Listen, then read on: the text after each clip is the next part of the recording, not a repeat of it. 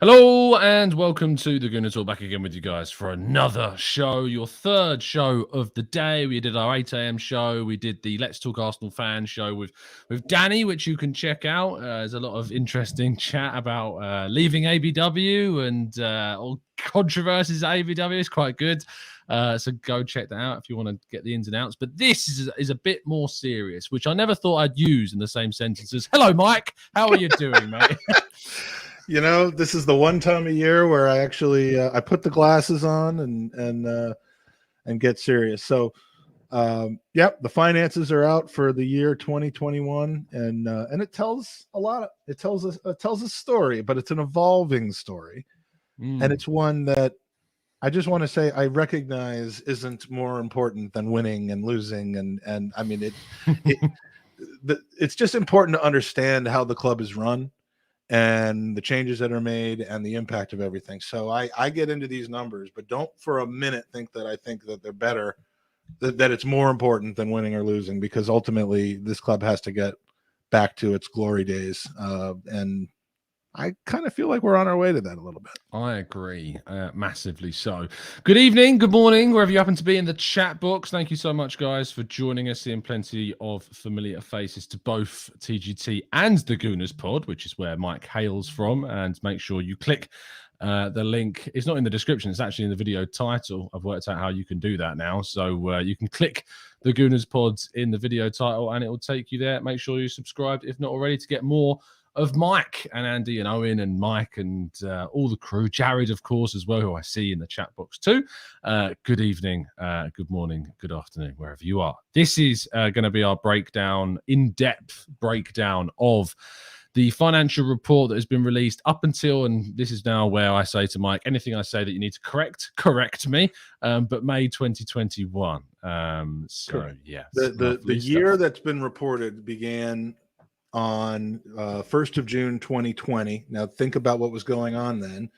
COVID had just canceled 3 months of games, ending with the West Ham game that we that featured the final assist from Mesut Ozil. The good old days. Yes, the good old days. And then 3 months of no games, the end of the year from a financial standpoint, and then the end of the year from a footballing standpoint. So this is a unique year in that it includes a portion of the previous season and the entirety of last season. So what it includes is, you know, the fact that almost the entire year there were no fans in the stands. It includes some TV revenues from the previous season getting rolled over into this season. And it includes a major debt refinancing from KSE that we'll certainly go into a little bit more detail about it. It does not include any of our massive expenditures on players over the last summer, the 150 million that we spent on 6 new players. It does not include the fact that we were out of Europe this year and have zero revenue from Europe. Or a lot of the contract cancellations that were made, you know, post Ozil, the Aubameyang one, all of the Kolasinac one, all the ones that were made this January and over the summer. So next year's financials will be truly interesting because you would expect to see some significant reductions on the expense side for salaries. You'd expect to see a significant reduction on the revenue side for Europe, but then you've got fans coming back and you've got game day revenue again. So next year will be probably a bit more straightforward. This year, huge loss. Let's talk about the first information that we've got. Mike has prepared a very nice slideshow for us. We know we like our slideshows here. We've got, so talk us through what we're looking at now, mate. Yeah, this is turnover. Our turnover of a football club is essentially all the incoming revenues. And there's 3 major sources of revenue that contribute to turnover.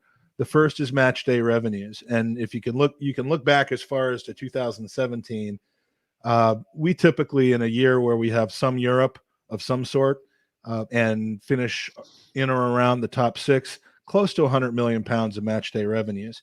In 2020, that dropped because most of the final matches were moved into the following year and had no fans.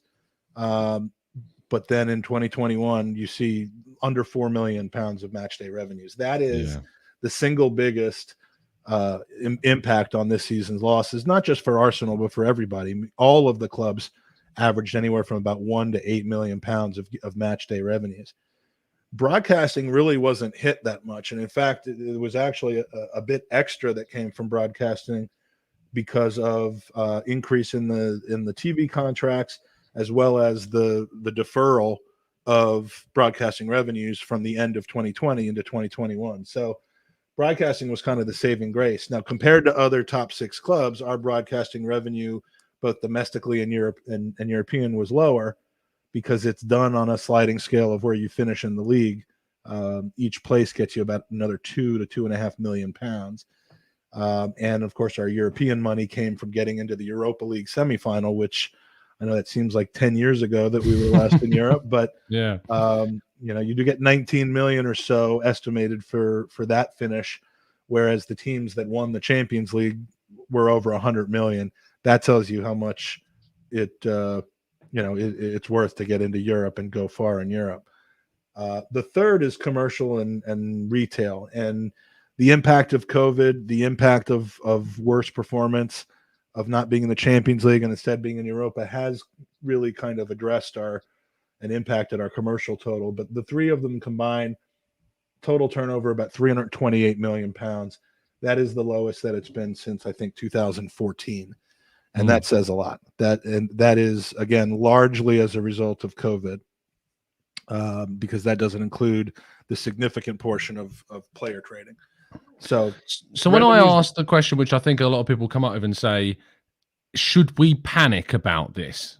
Is there reason for fans to panic about those figures? The fact that there is a significant drop, and if you look at the total turnover from 2017, it's continually going in a downward trajectory. And even though we use these caveats of the pandemic and all of that, whilst being outside of Europe has played a huge part of it too, should Arsenal fans be concerned at seeing this downturn? Well, the pandemic is a one-time, as it will turn out, assuming there are no further problems with game day revenues. If we continue to fill stadiums, or at least have the seats paid for, whether we're filling the stadium or not, as far as those tickets are sold, then I wouldn't be panicked about it, because the massive drop is as a result of one season with 0 fans.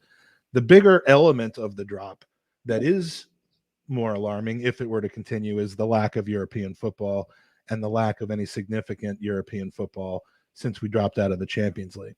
And, because that impacts not only game day revenues, but also broadcasting to a significant extent. So if you see our club as headed back to those days, as headed for a top 4 to 6 finish, as headed back into Europe and hopefully the Champions League, where you make more money for just being in the Champions League than you do for almost winning the Europa League, then I wouldn't be worried about those things, because our commercial brand isn't destroyed. We're still a popular commercial brand worldwide, and despite what a lot of match day going fans believe, the globalization of football has not left Arsenal behind yet. It will, I say yet, because if 10 more years of being subpar team and not being in Europe occur, then the generation that spends money will not have seen us being a top team. Yeah, of course. It's already starting to happen, but it's not too late yet. So no, I wouldn't be incredibly alarmed by this, given what I see as being a strong attempt at finally turning around from some of the decision making and results that have occurred. So looking then, so this is total operating expenses of the club, and that, whilst we were looking at turnover going down, the operating expenses is going up. Why is that? Well, for one thing, the wages.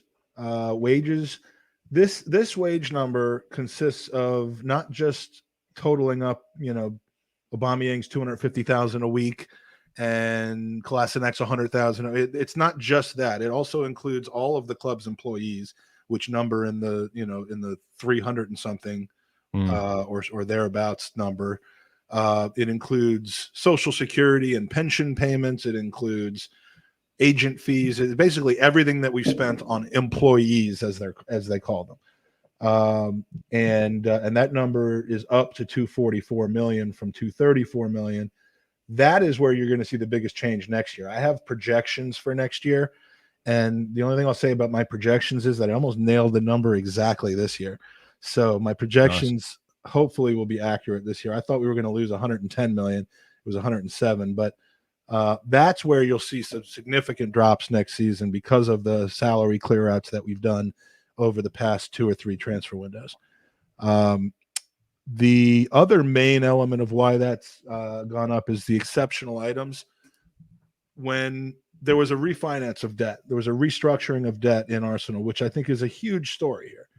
That all of the debt that Arsenal still had to external sources, just about all of it, whether it was bonds that they had, whether it was borrowing from banks, that was all restructured as just about all restructured as a 200 million pound loan to KSE. Yeah. This was the COVID loan, basically, what it was described as. The COVID loan and the loan to mitigate the losses that we've had. I mean, look at the total operating loss over the last 4 years: 42 million, 32 million, 99 million, and then 131 million. And yes, a lot of that is due to COVID, but a lot of it's also due to decreased television revenues. Even while contracts are going up, our stake in them has gone down because of performance. So, you know, it's been a perfect storm of unexpected things like COVID and poor management by the club in their contracts and you know, paying millions of dollars to Arsene Wenger and Unai Emery in dead salary once they were sacked, in doing the same thing for players. And so, yeah, the operating losses are high. But again, if you look at my projections for next season, those expenses drop by quite a bit, combined with a larger revenue coming in. So, but a lot of those exceptional items, the 32 million were costs of getting out of those debt and rolling it into something that KSE would essentially have in their hands with no particular maturity date and no interest. Yeah. So just one word about debt is there's a lot of different ways to deal with losses. There's the Chelsea and Arsenal way, which is to have debt to the owner. And if you don't like Arsenal taking out debt to KSE, then you don't like Chelsea doing it to Abramovich. And I wouldn't hear many people complain about, to slightly different results, but of course, yeah. But they incur tons of debt and he just eats it all. And when he sells the team, that's when he'll pay for it. So yes, he is financing that himself. Same with KSE here. So what you're, just to make that simpler for anyone who didn't quite understand that, what Mike's effectively saying is that if you've ever sat there and go, why can't we do what Chelsea have been doing? We are. We are. We're starting from a different place, though. Their debt is largely because of, I mean, they run debt every year because they don't make as much money as a lot of clubs do, other than through advertising expenses, because I don't think they own the stadium.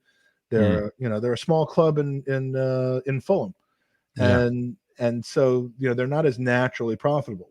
Where they've become massively profitable is in churning players and in television revenues that are a result of the success that they've bought through Roman lending, not giving, lending them money, which will eventually have to be paid back to them. So, Arsenal's debt is more to salvage massive losses that were caused by KSE, but it isn't completely inaccurate to say they haven't put their money in. You could say they've put their money in because of mistakes that they've made and because of failures of the team that they've presided over. Fair enough. But when people say, they're not spending their own money, or can he just put 200 million pounds in to erase our debt? No, they can't. And it doesn't work that way. So let's talk about the big number that probably a lot of people have seen on their social feeds today, and that's crossed through many people's timelines about what people have seen, and that's the big 107 million, or to be exact, 107,291,000 pound loss that's been made, the net profit loss after tax, the 107 million.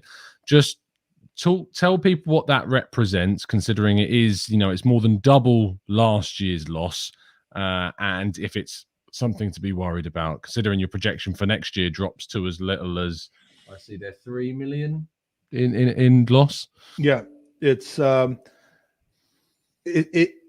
it is almost exclusively down to, I mean, the loss isn't almost exclusively down to this, but if you added, I mean, if you said we had a full season last year of 38 games, 19 home games, however many games you play on the way to a Europa League semifinal, and had supporters, that would probably be about another 80 to 85 million in game day revenues, minus whatever you spend on putting a game on. I mean, putting a game on isn't just about revenues. You spend money on stewards and all the people that tell you to sit down when you're in the last row of the upper block end upper, when and those sort of things. That actually happened, by the way. That actually happened to us. West Ham, right? Arsenal, West Ham. Yes, it was West Ham. Yeah. So there's a net of maybe 75 million pounds. Take that off of the loss, and we lose 37 million pounds, less than the year before, a little bit more than the year before that. And then you can blame the losses on Europe and 8th place and 6th place and that sort of thing. So again, if we were spiraling downward, if we were toiling in 10th and 11th place right now, looking completely with no shot of getting back into any Europe, and we're still carrying bad contracts that we've gotten rid of, then I'd say, hell yeah, we need to worry. Whether we're worried about Kroenke finally cutting his losses and selling the club, where a lot of people would probably not be too worried about that. But if you're looking at the finances of the club, this is really a 1-year dip. It's a significant one, and it's sharper than a lot of other teams' dips. But this is a one-time thing. So no, I wouldn't be too overly worried about it. And getting into the Champions League and performing half decent in it would really, really make a big deal for next year. It just shows how important that is. Yeah, because while we continued to lose money each year, we have not stopped spending money. And that's been the key. That's what the net spend number there. I mean, that's the statistic that everybody's familiar with. My good friend Mo will attest to that.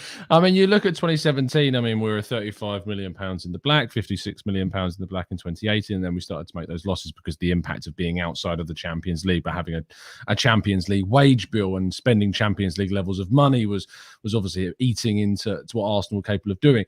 Next year, with those projections being at just 3 million loss, if Arsenal were to qualify for the Champions League this season, you could imagine that Arsenal could soon be turning a profit if they maintain and establish themselves back into the Champions League.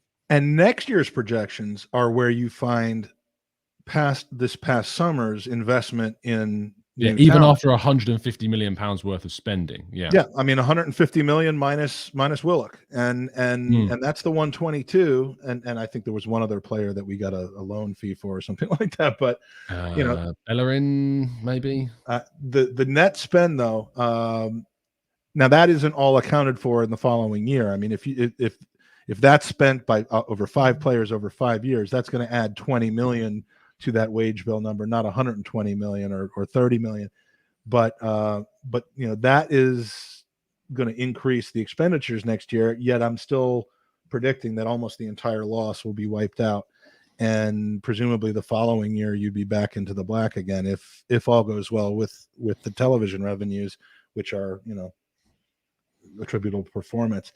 I think Paul's said in the chat that, can we stop buying high and selling low, giving away players? I think we're very close to stopping that. I think we've almost reached the point where our wage bill consists, or our player roster consists of core players and or squad players who are reasonably paid, who are dedicated to the cause of the club, and who are assets. Not assets that we have to sell, because trust me, if Kroenke wanted to make up for a 100 million pound loss, he could sell Bukayo Saka and wash that loss away. But that comes at the expense of that. Yeah, that comes at the expense of future, of the entire plan and the process, Yes, of and course. and rioting from the fan base. So Yeah, and all the you know, damages that would have to be paid for, of course. These bits are the bits that confuse me the most because I'm just in with these. But even though it looks like the most simplest, tell me that it is simple to work out. this is just basically, I mean, the number of people employed by the group. The only reason I included this really is because it shows in the yellow those redundancies. If you remember the 55 redundancies, that's where they came from. Right. The playing Commercial staff, administrative stuff. yep, playing staff and training staff were on average about the same. Yeah. Ground staff were about the same, but it's the commercial and administrative staff, scouts, people in ticket sales and in supporters areas. A lot of people were cut there. And despite those cuts, and despite the rollback in wages that we all heard about in the summer of 2020, where everybody but Mesut Ozil agreed to reduce their wages, despite that, the total amount spent, which is on the next slide, still increased from 204 to 212 on actual player and staff wages. So this is the last year you'll see that. That's because of increased that's Aubameyang's That's the new contract. contracts. That's Willian's contract. I mean, look, that's not going to make anybody happy at this point to talk about, but we still in that year, again, these are not the 12 months that just finished or are in the process of finishing. It's the 12 before that. In that year, we were still kind of giving out stupid money, or what turned out to be stupid money, and not yet out from under the escape from the stupid money with Mesut Ozil and eventually Aubameyang and Willian and all of that. So those numbers, I think, will take a U-turn and go sharply down next season in 2022. Just for clarity, that is 244 million, not 244,000, for those that are just tuning in to look at that number. Talk me through this slide, because this is again more to do with the net profit loss. Right? Yeah, it's the total number, and then what I find to be the most interesting kind of non-income elements to this, the net spend. Again, you can compare this, and in a future analysis, I'll be comparing this, not just the net spend, but all these numbers to other teams in the top 6, so that you can see who's doing what and how those teams are run. But I mean, the net spend over the last 4 seasons, if you include what'll be on next year's numbers, is somewhere in the neighborhood of 330 million pounds over the last 4 years. Right. And so, with these losses, both the losses that happened before COVID in 2019 and the losses that happened partially or completely as a result of COVID in 2020 and 2021, the club has continued to spend on attempts to make the club better.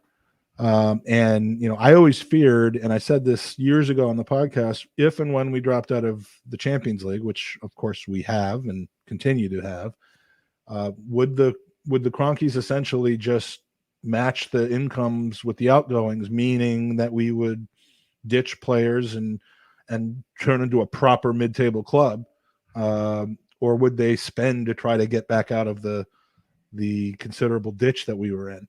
And I don't think it could be argued that they have spent, sometimes not wisely, starting to become a little bit more wisely in getting the club out of the ditch, and they'll continue to, even if we don't make Europe in the form of the Champions League this season. They're committed to getting back in there. It's the smart thing to do for the value of and the future profits of the company, which they like to call it, but the club that we like to call it. And it's the only way forward. So, are we signing multiple 80 to 100 million pound players to try to take the quick angle that hasn't necessarily worked for other clubs like Manchester United? No, and I'm frankly happy that we're not. This is much more sustainable. This is a joke. As in, like, it's something you've put in to get a laugh, or this is just a as joke? In it's something that I think Arsenal put in to get a laugh, because it's laughably ignorant of the reality of a situation. So without reading the whole thing, they basically let's read the whole thing. Like, Okay. just for the benefit of the listeners, I'll read it through. The total profit on sale of player Or registration. should I read it through with an English accent? You can try and do that if No, you want. no, I'd love you do it. or I can try it with an American accent. Total profit on sale of player registration. Why are you Indigenous players were indigenous players? No, I was going to do it there, but no. The total profit on sale of player registrations was £11.8 million from 2020, 60.1 million, and player loans amounted to 3.1 million. 2020 was 3.5 million pounds. Player trading profits continue to have a significant impact on overall profitability, and the club's ability to realise profits during the 2020-21 season may have been adversely impacted by market conditions, with reduced overall liquidity as clubs' acquisition budgets were impacted by the financial pressures of the pandemic.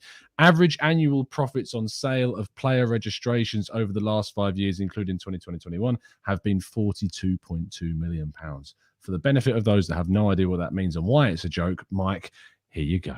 okay. Well, what they're saying, the total profit on sale of player registrations is essentially all of the profit that they make on the sales banked in that current year, minus the the amortized portion of what they paid, because player registrations are recognized in full when you sell them. So when you sell a Wobie for £30 million, you count that £30 million in that year as profit. When you buy Pepe? I'm sorry? Would you say Pepe as an example? Like when I thought you look said at Kepa, and I was like, no, that was a waste of money.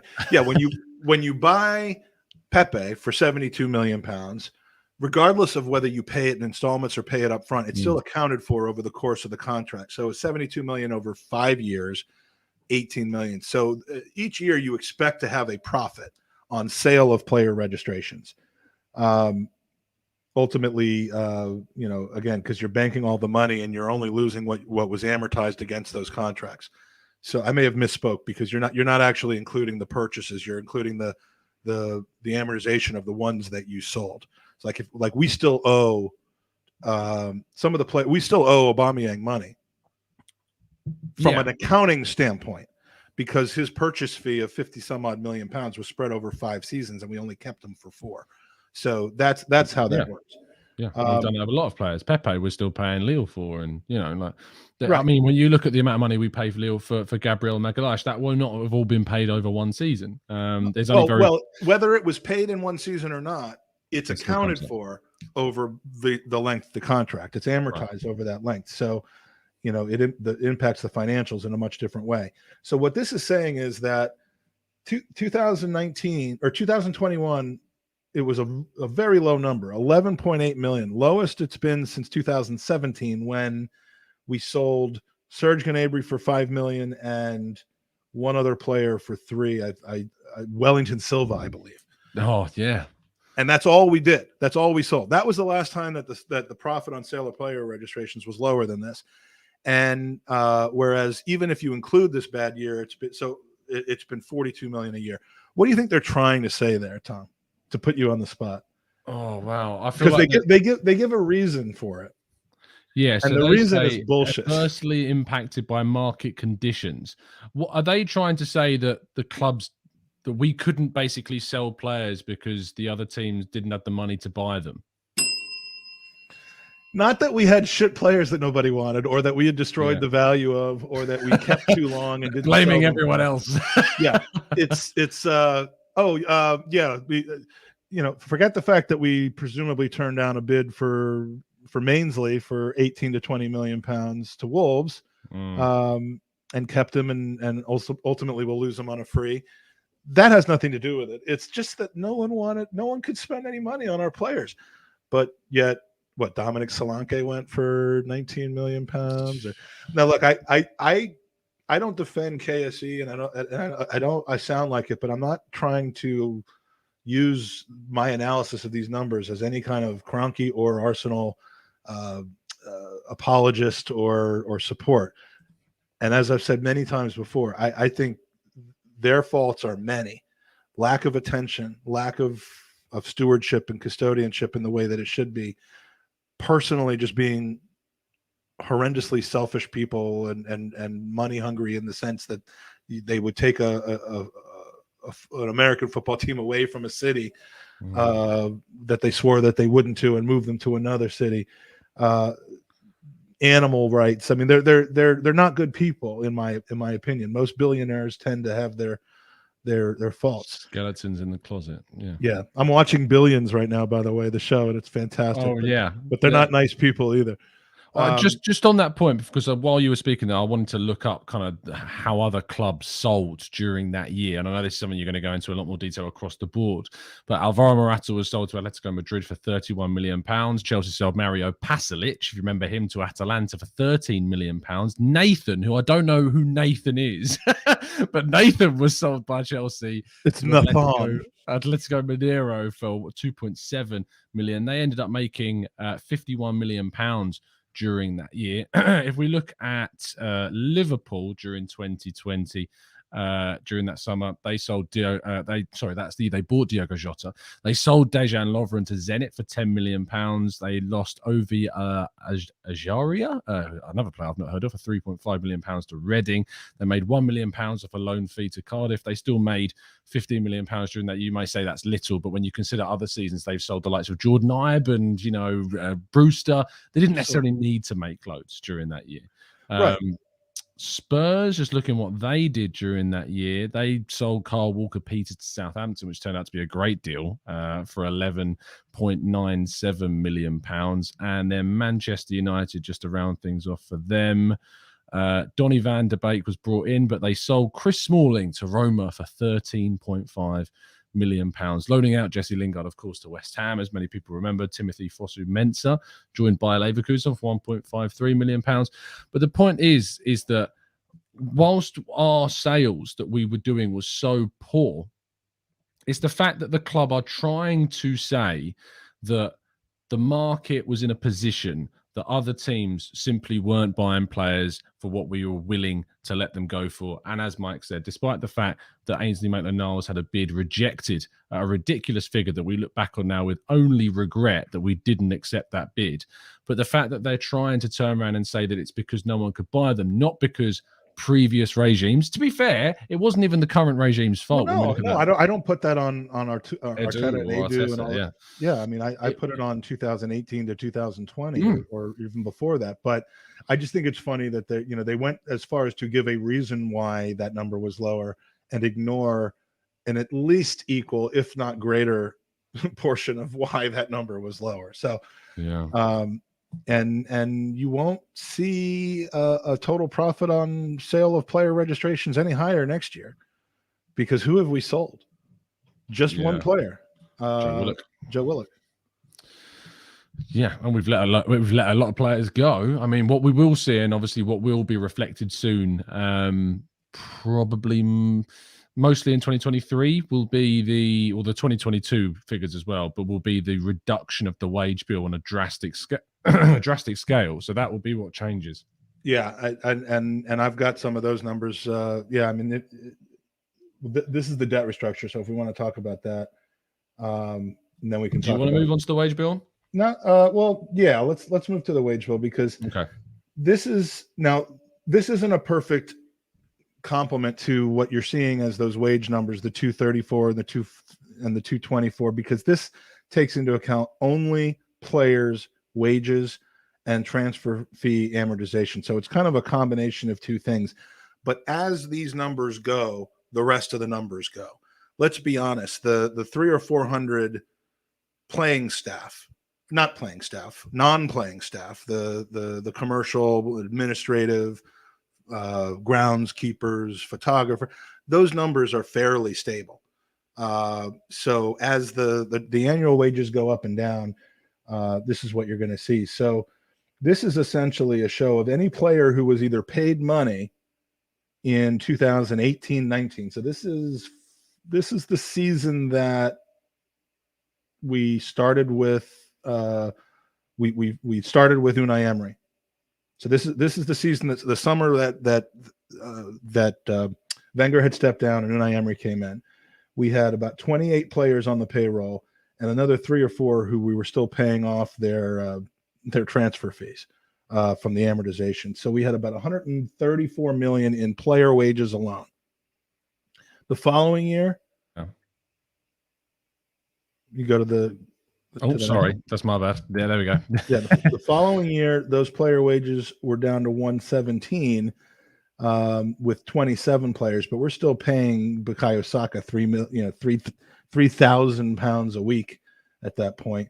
But we have a ton of transfer fee amortization still. We're still paying Mkhitaryan's transfer fee, which was received all in 1 year from Alexis, but still paid out.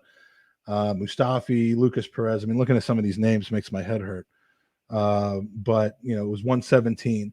We get into 2021. Now's where Arteta takes over, and we've got a wage bill that's ballooned to 132 million due to Aubameyang, Thomas Partey, half of Mesut Ozil's earnings for what that year would have been and his payoff, and 32 players on earnings. Saka's been renewed now at 30,000 a week, and it's up to 132,000, 242,000. I'm sorry, million, 242 million, including the transfer fee part.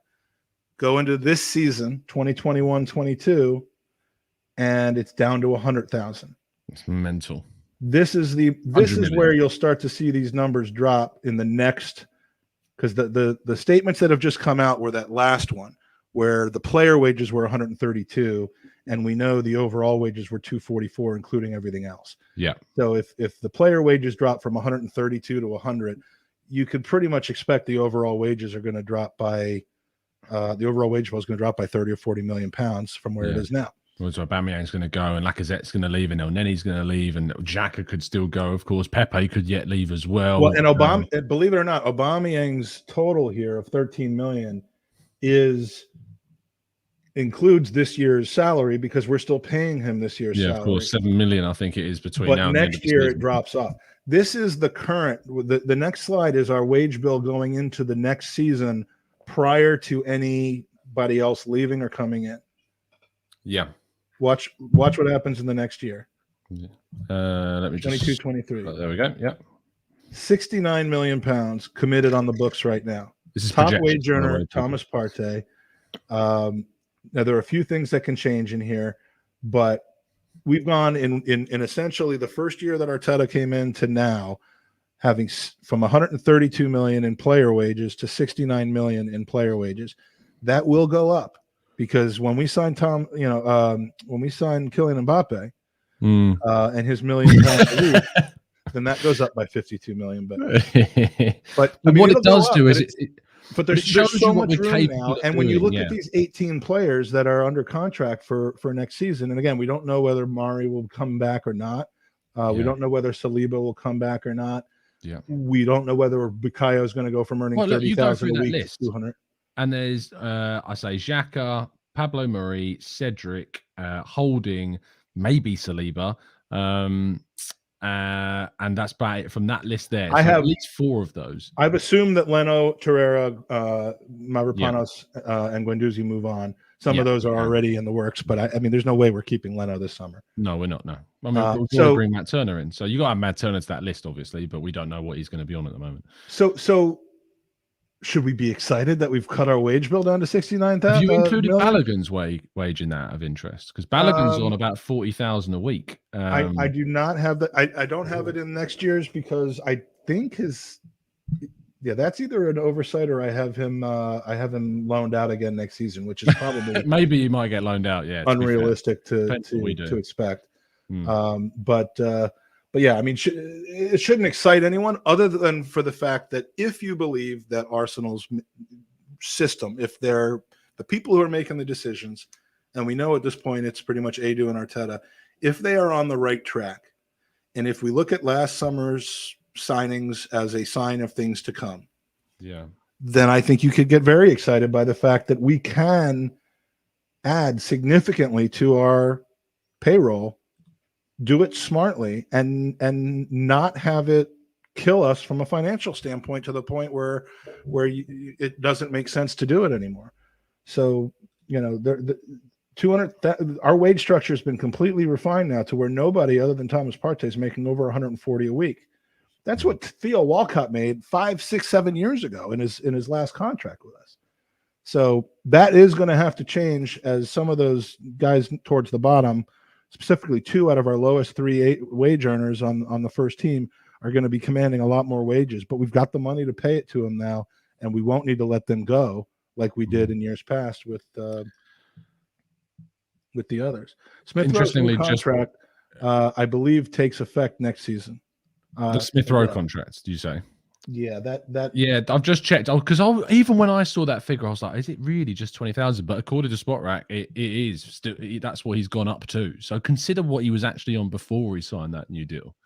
They were all on the youth contracts, which I think are Yeah. 3,000 a week if you're lucky. Yeah, and I think this is the thing that's changed at Arsenal recently, and another thing that should be commended, and in particular commended now to Richard Garlick. And Richard Garlick's coming from the Premier League, who is now focused on player contracts, and you're seeing the impact of what can be done by considering the players' ages. Like you think of Smith Rowe, you think of Bukayo Saka, these players that when they signed their new deals were on youth deals, as Mike's described there. So to keep them at the club, they don't have to offer them ridiculous wages at this point. Now, they've given themselves the breathing room that they can offer Bukayo Saka a contract at £30,000 per week in 2020. He continues on the track that he has been.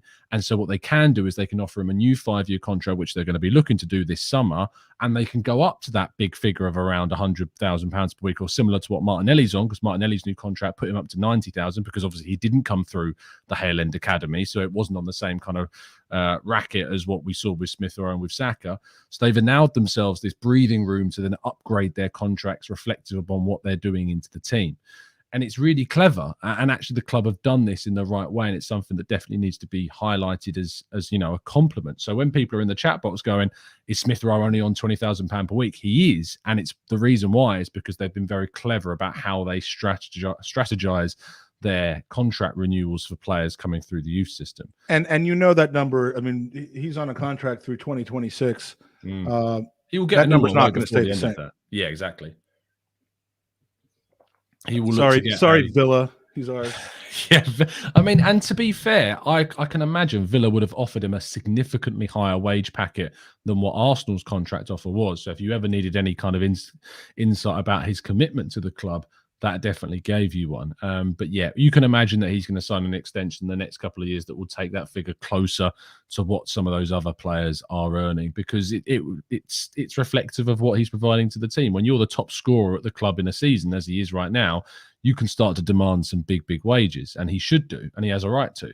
Well, and it's an important statement for the club to make as we, seeing how we do this season.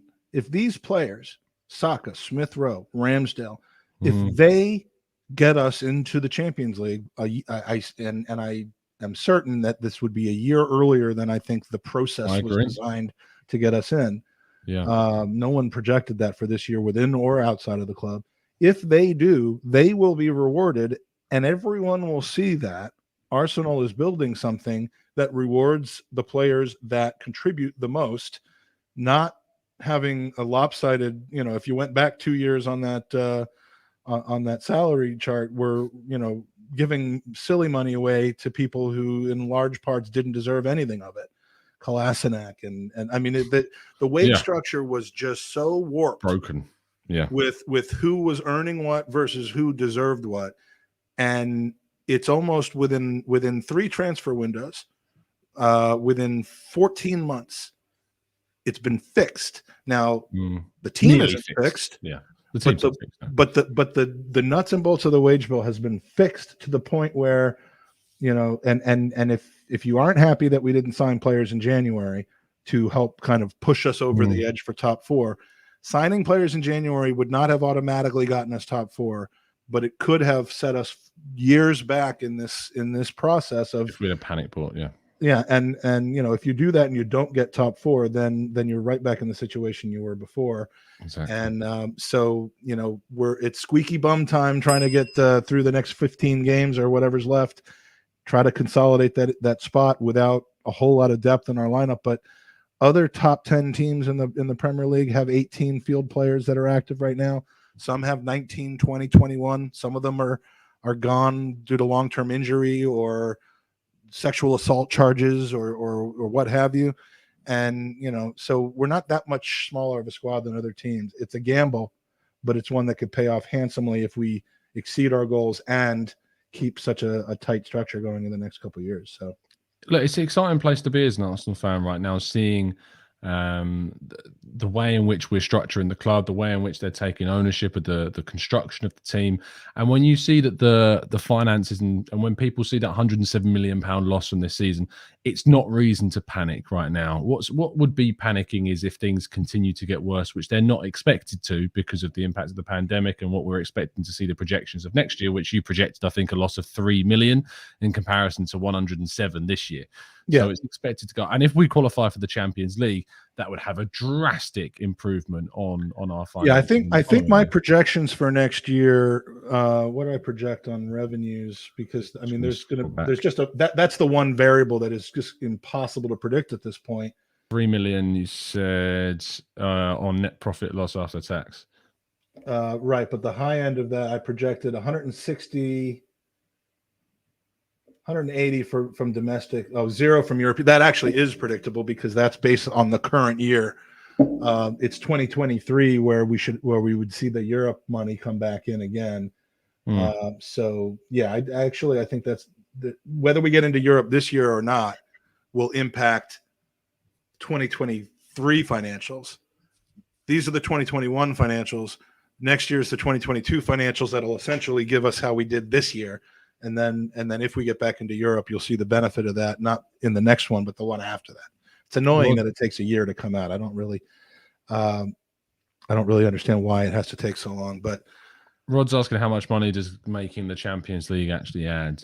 Just somewhere roughly in the neighborhood, just making it compared to not being in it at all, probably adds about 40 or 50 million. Compared to being in the Europa League and doing well in the Europa League, about 20 to 25 million.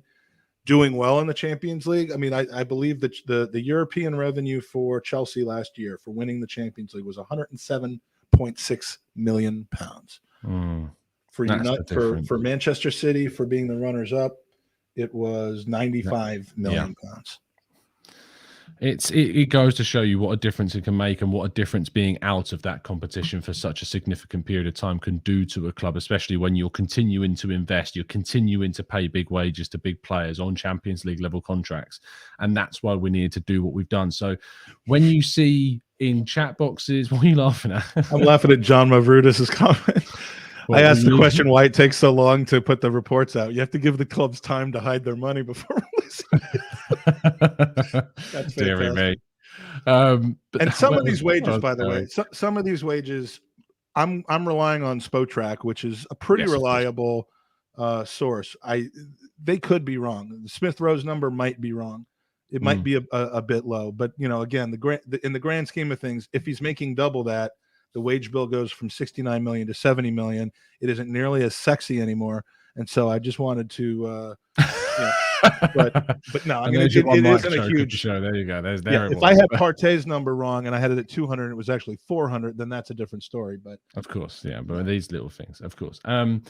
Where was I going before this? I think the point was about how in which we look forward. And yes, it was when you see the perception in chat boxes on social media of people saying that, Edu getting these players off for free, like he's awful at his job, he can't sell players. Whilst there is definitely an argument to be had about what reasoning the club gave for the fact that they couldn't sell players, we can discuss that all the live long day, and we all know that it was because we've signed bad players, and there just wasn't a team out there that was willing to take them off our hands for anything other than nothing. But the fact is that Edu has had to make these tough calls, has had to move these players on because there is no one out there that's interested in these players. And it's better to move them on for nothing than them sit on the bench or sit in the reserves and taking up our finances by us paying them their wages. It's a double-edged sword because in addition to those dead years of wages at the end, you also have the chemistry drag in the dressing room that we know existed and that we don't see a lot of anymore. So I mean, it's a double whammy because you pay money for nothing, you save money later on for what you've already sunk cost as being nothing, and you help the team perform better because addition through subtraction has been Arsenal's mantra over the last 2 years. And it's hard to say it hasn't worked because, when you see a fight from the team like you did in the last 10, 15 minutes, frankly, for the whole 90 against Wolves, that's a team that I can conclusively say if Mesut Ozil was still at Arsenal, we would have lost that game 6-0. That's scientifically that's not fact. opinion. It's a scientific fact based on the numbers. What we have seen is an overall improvement of the healthiness of the finances of the wages that we're paying, and an overall increase of the healthiness of the mentality of the squad under Arteta and Edu. Yet to be reflected in released financial reports. But I mean, if you can't see it, that's why I like to do this, is because I want to not just look at the problems that we've had, but start to realize, well, what will change next year, what won't change, and then you start putting those projections together and say, okay, now I see how it's coming together. Let's just hope that it continues on the pitch the way it has been. I think that is a nice way to round off the show on a positive note, based upon statistics that you may see being driven down a very negative path elsewhere. So I hope that this show, listeners, has given you some context to the situation and maybe gives you a little bit more hope about the direction that we're actually going in, despite those numbers not reflecting too positively on the face of it. Mike, thank you so much. Any final thoughts before we wrap up?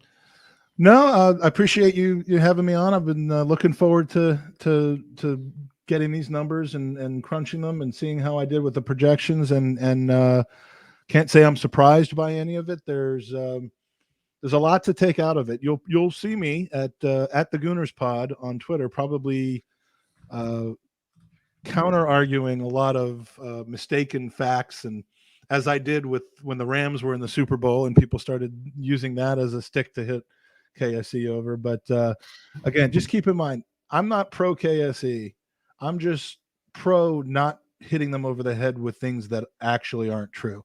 There's enough that they've done wrong and continue to do wrong to hit them over the head with.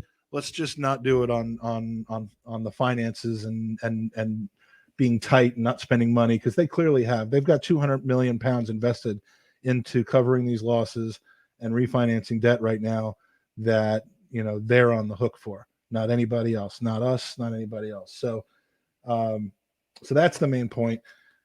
I'm surprised you didn't comment on my nickname, because no one knows the finances of football like the Swiss Ramble, but I tried. I'm a different kind of ramble, and now I'm just rambling. It's lovely stuff, mate. No, I mean, tomorrow though we have Alan Smith on. We're not going to talk finances with Alan Smith, but we are going to talk about Arsenal and how we're doing lately. Alan, who you've seen obviously on Tom's podcast a number of times, he's been on with us, and he'll tell the story behind how the '89 jersey that we're raffling off at Gooners v Cancer was created, because ultimately he is the one who made it happen. I came up with the idea, he made it happen, and it's a fascinating story, which I haven't even heard yet. So tune in tomorrow night, 9 p.m. on the Gooners podcast, and thanks for having me on, Tom. Always a pleasure, my friend. Do please go and do that. As I said, you can click in the title, because I've worked out now how to do it. Click the title, The Gooners Pod. It's there. You'll be able to go over and subscribe. Great pod tomorrow night, 9 o'clock UK time, with Alan Smith, all about the famous shirt that you can win. You can actually win it. And if you want to find out how you can win it, go and watch the show, because that's how you'll find out how you can.